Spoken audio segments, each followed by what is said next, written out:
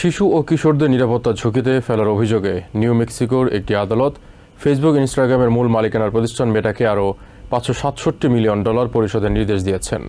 এর আগে জুরি $375 মিলিয়ন জরিমানা করেছিল। ফলে একই মামলায় মেটার মোট আর্থিক দায় দাঁড়িয়েছে $942 মিলিয়ন। শিশুদের মানসিক স্বাস্থ্য ও যৌন নিপীড়নের ঝুঁকি কমাতে সামাজিক মাধ্যমের নকশা ও নিরাপত্তা ব্যবস্থায় পরিবর্তনের নির্দেশও দিয়েছে আদালত। একটি সামাজিক মাধ্যম প্ল্যাটফর্ম ব্যবহারকারীদের মধ্যে বড় একটি অংশ শিশু ও কিশোর, কিন্তু এই প্ল্যাটফর্মই যদি তাদের জন্য নিরাপত্তার বদলে ঝুঁকির জায়গা হয়ে ওঠে তাহলে দায় কার? নিউ মেক্সিকোর একটি আদালতের রায়ে এবার সেই প্রশ্নেরই কঠিন উত্তর পেল মেটা। ফেসবুক, ইনস্টাগ্রাম, হোয়াটসঅ্যাপ সহ মেটার প্ল্যাটফর্মগুলো শিশুদের ক্ষতির ঝুঁকি তৈরি করেছে এমন অভিযোগে প্রতিষ্ঠানটির বিরুদ্ধে মামলা করে নিউ মেক্সিকো। বৃহস্পতিবার বিচারক ব্রায়ান বিটশিট মেটাকে আরও $567 মিলিয়ন দেওয়ার নির্দেশ দেন। এই অর্থের বড় অংশ শিশু ও তরুণদের চিকিৎসা, সচেতনতা এবং ক্ষতি প্রতিরোধে ব্যয় করা হবে। নিউ মেক্সিকোর তদন্তকারীদের দাবি, শিশুদের কাছে ক্ষতিকর ও যৌনভাবে স্পষ্ট কন্টেন্ট পৌঁছানোর সুযোগ তৈরি হয়েছে মেটার প্ল্যাটফর্মে।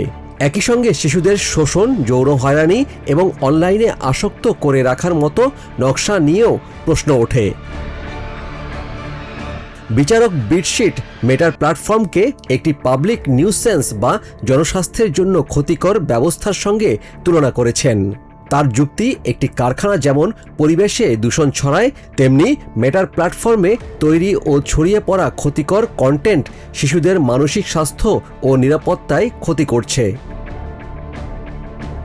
$567 মিলিয়ন এই তহবিলের $420 মিলিয়নই যাবে শিশু ও তরুণদের চিকিৎসা এবং মানসিক স্বাস্থ্যসেবায়।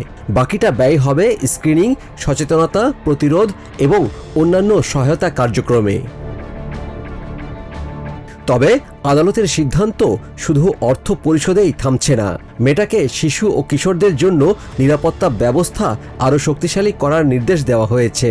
সেই হিসেবে প্রতিষ্ঠানকে শিশু কিশোরদের নিরাপত্তার টুল উন্নত করতে হবে এবং শিশুদের জন্য বয়স নির্ধারণ ও নিরাপত্তা ব্যবস্থাও আরও কার্যকর করতে হবে।